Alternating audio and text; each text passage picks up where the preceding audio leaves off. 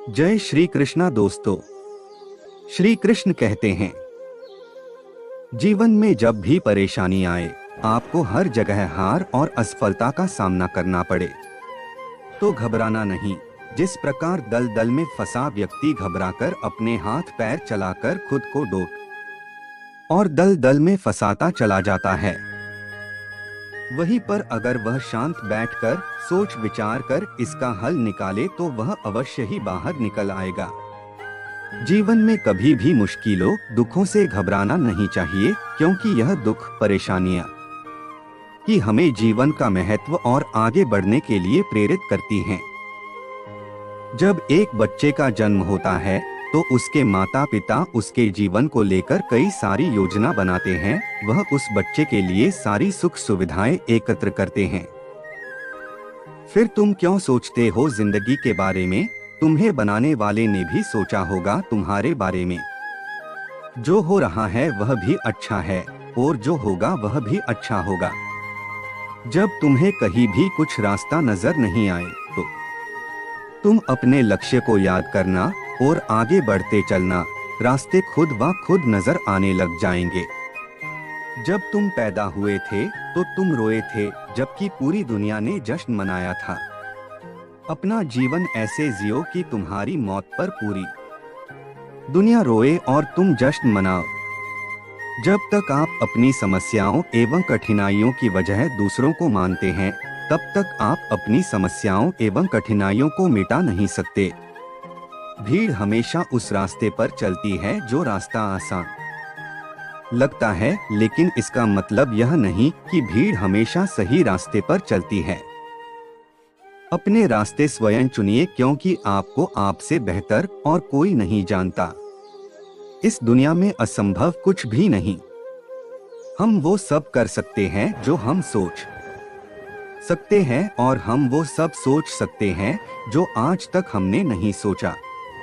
बीच रास्ते से लौटने का कोई लाभ नहीं, क्योंकि लौटने पर आपको उतनी ही दूरी तय करनी पड़ेगी जितनी दूरी तय करने पर आप लक्ष्य तक पहुंच सकते हैं। सफलता हमारा परिचय दुनिया को करवाती है और असफलता हमें दुनिया का परिचय करवाती है। अगर किसी चीज को दिल से चाहो तो पूरी कायनात उसे तुमसे मिलाने में लग जाती है। महानता कभी न गिरने में नहीं, बल्कि हर बार गिरकर उठ जाने में है। अगर आप समय पर अपनी गलतियों को स्वीकार नहीं करते हैं तो आप एक और गलती कर बैठते हैं। आप अपनी गलतियों से तभी सीख सकते हैं जब आप अपनी गलतियों को स्वीकार करते हैं। अगर आप उन बातों एवं परिस्थितियों की वजह से चिंतित हो जाते हैं जो आपके नियंत्रण में नहीं हैं, तो इसका परिणाम समय की बर्बादी एवं भविष्य में पछतावा है। ब्रह्मांड की सारी शक्तियां पहले से हमारी हैं। वो हम ही हैं जो अपनी आंखों पर हाथ रख लेते हैं और फिर रोते हैं कि कितना अंधकार है। हम चाहें तो अपने आत्मविश्वास और मेहनत के बल पर अपना भाग्य खुद लिख सकते हैं, और अगर हमको अपना भाग्य लिखना नहीं आता तो परिस्थितियां हमारा भाग्य लिख देंगी। सपने वो नहीं है जो हम नींद में देखते हैं, सपने वो है जो हमको नींद नहीं आने देते। आप यह नहीं कह सकते कि आपके पास समय नहीं है, क्योंकि आपको भी दिन में उतना ही समय मिलता है जितना समय महान एवं सफल लोगों को मिलता है। मुसीबतों से भागना नई मुसीबतों को निमंत्रण देने के समान है। जीवन में समय समय पर चुनौतियों एवं मुसीबतों का सामना करना पड़ता है, और यही जीवन का सत्य है। एक शांत समुद्र में नाविक कभी भी कुशल नहीं बन पाता। विश्वास में वो शक्ति है जिससे उजड़ी हुई दुनिया में प्रकाश लाया जा सकता है। विश्वास पत्थर को भगवान बना सकता है, और अविश्वास भगवान के बनाए इंसान को पत्थर दिल बना सकता है। दूर से हमें आगे के सभी रास्ते बंद नजर आते हैं, क्योंकि सफलता के रास्ते हमारे लिए तभी खुलते हैं जब हम उसके बिल्कुल करीब पहुंच जाते हैं। जीवन में कठिनाइयां हमें बर्बाद करने नहीं आती है, बल्कि यह हमारी छुपे हुए सामर्थ्य और शक्तियों को बाहर निकालने में हमारी मदद करती है। कठिनाइयों को यह जान लेने दो कि आप उससे भी ज्यादा कठिन हो। किसी डिग्री का ना होना दरअसल फायदेमंद है। अगर आप इंजीनियर या डॉक्टर हैं तब आप एक ही काम कर सकते हैं, पर यदि आपके पास कोई डिग्री नहीं है तो आप कुछ भी कर सकते हैं। अपने सपनों को जिंदा रखिए। अगर आपके सपनों की चिंगारी बुझ गई है तो इसका मतलब यह है कि आपने जीते जी आत्महत्या कर ली है। बारिश के दौरान सारे पक्षी आश्रय की तलाश करते हैं, लेकिन बाज बादलों के ऊपर उड़कर बारिश को ही नजरअंदाज कर देते हैं। समस्याएं सभी की है, लेकिन आपका नजरिया इनमें विभिन्नता पैदा करता है। हर छोटा बदलाव बड़ी कामयाबी का हिस्सा होता है।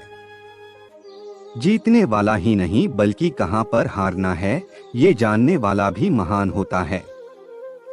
जो बदलता है वो आगे बढ़ता है। लक्ष्य हासिल की इच्छा का अनुमान इसी बात से लगा रहा है कि लक्ष्य ना मिलने से जो रात रात भर बेचैनी होगी ना, हमें उस बेचैनी से भी प्यार है। अपने मन को नियंत्रित करो इससे पहले कि मन आपको नियंत्रित करे। कमजोर लोग बदला लेते हैं, शक्तिशाली लोग माफ कर देते हैं, बुद्धिमान लोग नजरअंदाज कर देते हैं। आपका समय सीमित है, इसीलिए इसे किसी और की जिंदगी जीकर व्यर्थ मत करो। जब एक ही जोक पर दोबारा नहीं हंसते तो एक ही दुख पर भी दोबारा परेशान नहीं होना चाहिए।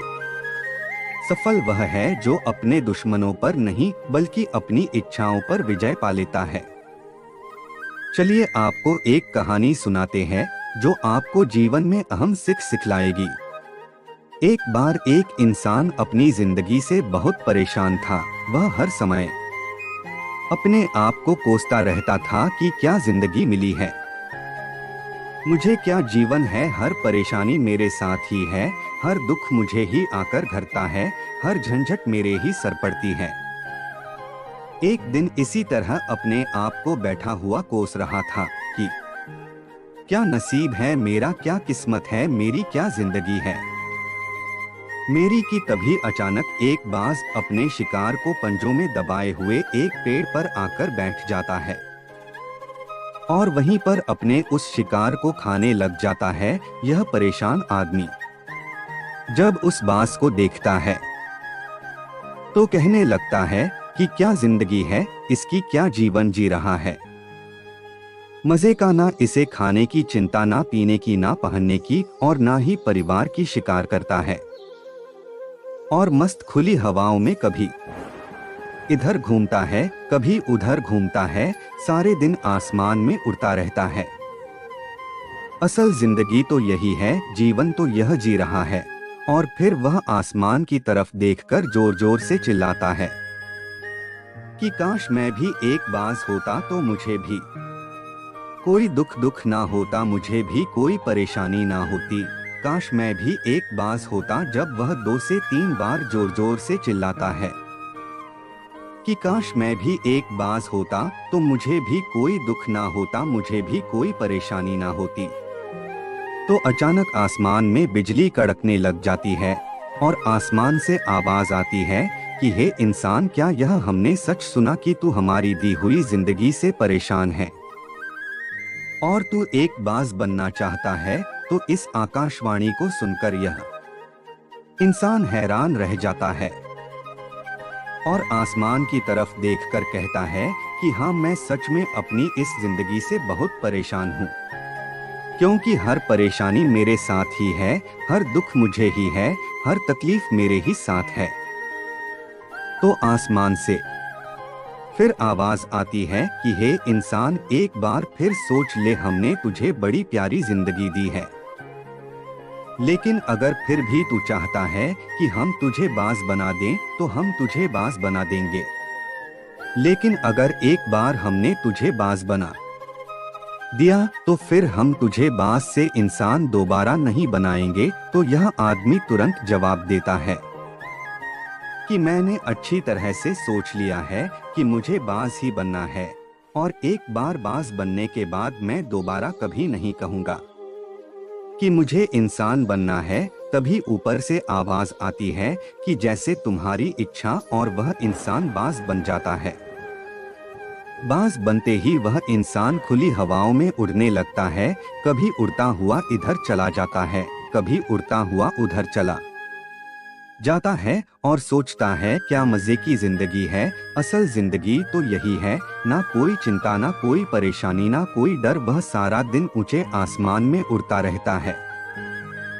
2-3 मिनट पंख मारता है, उसके बाद पंख मारना बंद कर देता है और लंबे समय तक हवाओं में तैरता रहता है। इसी तरह हवाओं में तैरते हुए शाम का समय नजदीक आ जाता है तो वह सोचता है कि मेरे पास रहने का एक ठिकाना भी होना चाहिए, मेरा अपना एक घर होना चाहिए जहां मैं रात में आराम कर सकूं। तो यह सोचकर वह छोटी छोटी लकड़ियां इकट्ठा करने लग जाता है और एक ऊंचे पेड़ पर अपना घोंसला बनाने लग जाता है। एक एक लकड़ियां इकट्ठा करके वह अपने लिए एक सुंदर सा घोंसला तैयार कर लेता है और रात में उसी में सो जाता है और सोचता है सुबह उठकर शिकार भी करूंगा और सुबह उठकर फिर से मौज मस्ती भी करेंगे, खुली हवाओं में उड़ेंगे। सुबह होते ही वह शिकार की तलाश में निकल पड़ता है, हवाओं में उड़ता रहता है। ऊपर से जाकर देखता है कि कहीं जमीन में मुझे कोई शिकार नजर आए तो मैं तुरंत जाकर उसे दबोच लूं और वहीं पर खा लूं, लेकिन उसे कोई शिकार नजर नहीं आता।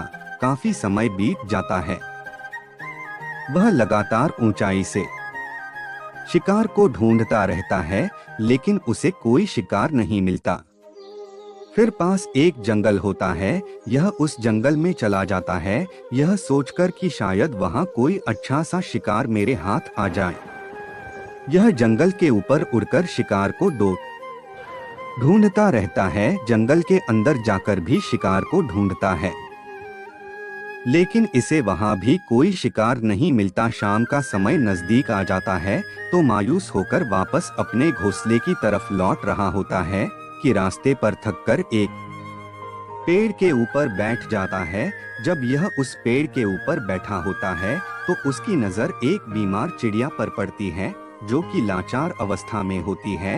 यह तुरंत जाकर उसे दबोच लेता है, उसके पंख निकालकर अलग कर देता है और उसे खा जाता है। उस चिड़िया को खाने के बाद वह अपने घोंसले की तरफ उड़ जाता है और रास्ते में सोचता है कि चलो बीमार चिड़िया ही सही, लेकिन कुछ तो खाने को मिला। वह अपने घोंसले पर पहुंचकर आराम करने लगता है और सोचता है सुबह एक अच्छा सा शिकार पकड़ूं और अपनी भूख मिटा लूंगा। जैसे ही सुबह का प्रकाश होता है यह निकल पड़ता है अपने शिकार की तलाश में। हवा में उड़ता रहता है लेकिन आज फिर कोई शिकार इसके हाथ नहीं आता। काफी समय बीत जाता है, यह ऊंचाइयों पर जाकर अपनी तेज नजरों से शिकार को ढूंढने की पूरी कोशिश करता है लेकिन इसे कोई भी शिकार नजर नहीं आता। फिर यह पास के उस जंगल की तरफ चला जाता है लेकिन इसे वहां भी कोई शिकार नहीं मिलता। इसी प्रकार पूरे दिन उड़ते उड़ते शाम का समय नजदीक आ जाता है तो यह निराश होकर वापस लौटने लगता है और रास्ते में एक पेड़ पर आकर बैठ जाता है। सोचता है शायद आज फिर कोई बीमार चिड़िया मेरा इंतजार कर रही हो, लेकिन हर बार किस्मत मेहरबान थोड़ी होती है। आज इसे कोई बीमार चिड़िया नहीं मिलती। यह थक हार कर वापस अपने घोंसले की तरफ चल पड़ता है और घोंसले पर पहुंचकर भूखा प्यासा ही सो जाता है और सोचता है कल सुबह एक बड़ा सा शिकार पकड़ा और आज की भूख भी मिटा लूंगा। रात को अपने घोंसले में सोया होता है, गहरी नींद में होता है कि तभी एक भयानक तूफान आता है। इस तूफान की हवा इतनी तेज होती है कि इसके घोंसले को उड़ाकर एक जगह फेंक है और वे कहीं दूर दूसरी जगह फेंकते हैं तो यह जहां पर गिरता है वहां नीचे एक नोकदरा लकड़ी पड़ी होती है जो इसके पंजे में गड़ जाती है और इसे बुरी तरह घायल कर देती है। तूफान के रुकने के बाद बारिश शुरू हो जाती है। तेज बारिश होती रहती है, पर यह किसी तरह से पेड़ों के नीचे छुपकर बैठा रहता है। बड़ी मुश्किल से इसकी रात कटती है। जब सुबह होती है तो बारिश रुक जाती है। बारिश के रुकते ही चारों तरफ खुशियां छा जाती हैं, चारों तरफ हरियाली छा जाती है। नदियां और झरने तेजी से बहने लगते हैं। सब कुछ फिर पहले के जैसा हो जाता है। लेकिन यह बाज अब पहले के जैसा नहीं रहा। इसका पाँव बुरी तरह घायल हो चुका है। इसके पंजे में जो लकड़ी लगी थी उसकी वजह से इसका पंजा बुरी तरह क्षत हो गया है। और मैं आपको बता दूं कि बाज का जो पंजा होता है वह उसके शिकार को पकड़ने के लिए सबसे जरूरी होता है, क्योंकि बाज अपने पंजों से ही अपने शिकार को पकड़ता है, दबोच होता है और फिर अपनी चोंच के माध्यम से नोच नोच कर खाता है। लेकिन अब इस बाज का पंजा बुरी तरह से घायल हो चुका था और वह पिछले 2 दिनों से भूखा भी था। यह शिकार की खोज में थोड़ा सा उड़ता है कि शायद फिर कहीं कोई बीमार चिड़िया इसे मिल जाए, लेकिन कहाँ बार बार कोई बीमार चिड़िया मिलने वाली थी। वह कुछ देर तक उड़ता है, लेकिन फिर भूख और दर्द के मारे थककर एक पेड़ पर आकर बैठ जाता है। वह पेड़ पर आकर बैठ तो जाता है, लेकिन उसे पता नहीं था कि यहाँ एक और मुसीबत उसका इंतजार कर रही है। और वह मुसीबत यह थी कि 8-10 कौओं का एक झुंड मिलकर इसे परेशान करने लग जाते हैं। इसके ऊपर आकर इसके घाव में चोट मारने लग जाते हैं। उन्हें भी पता चल जाता है कि यह बाज घायल है और भूख की वजह से कमजोर भी है। यह बाज उनसे बचने के लिए थोड़ा सा उड़ता है और फिर जाकर बैठ जाता है, उनसे पीछा छुड़ाने का प्रयास करता है। लेकिन वह फिर इसके पीछे आ जाते हैं, तो यह फिर उड़कर थोड़ी दूर चला जाता है। लेकिन वह इसका पीछा नहीं छोड़ते और बार बार इसके पास आकर इसे परेशान करते हैं। कौवे अक्सर बाज के साथ ऐसा करते हैं, लेकिन फिर बाज भी उनके साथ एक खेल खेलता है। जब कौओं का झुंड बाज को परेशान करता है और उनका पीछा नहीं छोड़ता, तो बाज हवा में सीधी उड़ान भरने लग जाता है। वह तेजी से सीधा ऊपर की ओर उड़ने लग जाता है। कौवे भी उसके पीछे उड़ते हैं, लेकिन कुछ देर तक उड़ने के बाद कौवे ऐसी ऊंचाई पर पहुंच जाते हैं जहां पर उन्हें ठीक से ऑक्सीजन मिलनी बंद हो जाती है। उनका दम घुटने लग जाता है, उनकी सांस रुकने लग जाती है। तो फिर वह वहां से ऊपर नहीं जा पाते, पर क्योंकि बाज तो बादलों से भी ऊपर उड़ सकता है, इसीलिए वह तो ऊपर चला जाता है। लेकिन कौवे वहां से ऊपर नहीं जा पाते और वो नीचे आने लगते हैं। तो इस तरीके से बाज उनसे अपना पीछा छुड़ा लेता है। लेकिन ऐसा करने के लिए, इतनी ऊंची उड़ान भरने के लिए इस बाज के पास उतनी ताकत नहीं थी, क्योंकि यह भूखा भी था और घायल भी था। तो यह उड़ता और थोड़ी सी दूर जाकर बैठ जाता और कौवे फिर आकर इसे परेशान करने लग जाते। इसी तरह भूख और घायल हालत में एक दिन गुजर जाता है, दूसरा दिन गुजर जाता है, तीसरा दिन गुजर जाता है। लेकिन इस बाज की हालत में कोई सुधार नहीं हो रहा था, वह बद से बदतर होती जा रही थी। चौथे दिन जब यह बिल्कुल खत्म होने पर आ जाता है, इसके अंदर बिल्कुल ताकत नहीं बचती और इसका शरीर इसका साथ छोड़ने लगता है। तो यह किसी तरीके से उड़कर पास ही इंसानों की एक हॉस्पिटल होती है, उसकी छत पर आकर बैठ जाता है और वहां से आने जाने वाले मरीजों को देखता है और अपने आप से कहता है कि काश आज मैं एक इंसान होता तो ऐसे छोटे मोटे जख्मों का हॉस्पिटल से इलाज करवा लेता, या किसी को बता देता कि मैं भूखा हूँ, परेशान हूँ, मेरे साथ यह परेशानी है। लेकिन आज मैं एक ऐसा बेजुबान परिंदा हूँ जो किसी से कुछ नहीं कह सकता, किसी को अपना दुख नहीं बता सकता, किसी से कोई मदद नहीं मांग सकता। यही बात सोचकर वह उसी छत पे अपना दम तोड़ देता है। वह अपनी जान की कुर्बानी तो दे जाता है, लेकिन साथ ही साथ हमें यह सीख भी दे जाता है कि आपको जैसा बनाया गया है, आप जैसे भी हो उसी में खुश रहो और उसी में बेहतर करने की कोशिश करते रहो, ना कि इस बात से परेशान रहो कि काश में ऐसा होता, काश में वैसा होता, काश मैं यह बन जाऊं। आपको जैसा भी बनाया गया है, आप उसी में अपना सर्वश्रेष्ठ करने का प्रयास करते रहो। दोस्तों, यह कहानी तो काल्पनिक है, लेकिन हमें जीवन का एक बहुत ही महत्वपूर्ण नियम सिखा कर जाती है कि हम जैसे भी हैं अच्छे हैं, बस हमें उसी में अपना सर्वश्रेष्ठ करने का प्रयास करते रहना चाहिए। जय श्री कृष्णा मित्रों, अगर आपको हमारी वीडियो अच्छी लगी हो तो आप वीडियो को लाइक और कमेंट करके हमें बताएं। हम आपके आभारी रहेंगे।